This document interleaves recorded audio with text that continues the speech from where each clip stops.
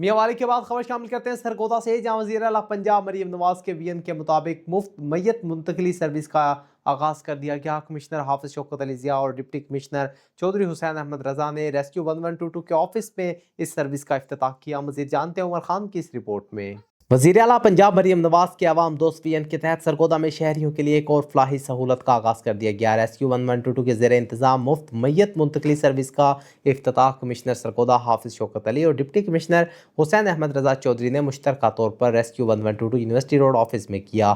افتتاحی تقریب سے خطاب کرتے ہوئے کمشنر سرگودا نے کہا کہ حکومت پنجاب عوامی خدمت کی اولین ترجیح دے رہی ہے اور مفت میت منتقلی سروس بھی اسی سلسلے کی ایک اہم کڑی ہے، جس کے ذریعے سرکاری ہسپتالوں سے میت کو لواحقین کے گھر تک مکمل عزت و احترام اور وقار کے ساتھ بلا معاوضہ منتقل کیا جائے گا۔ ڈپٹی کمشنر حسین احمد رضا چودھری نے کہا کہ کسی بھی خاندان کے لیے عزیز کی وفات ایک مشکل مرحلہ ہوتی ہے۔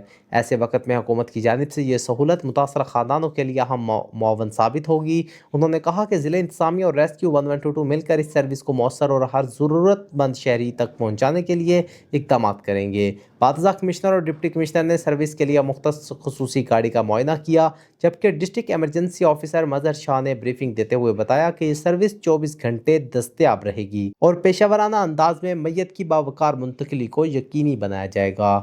عمر خان، بگ نیوز، سرگودا۔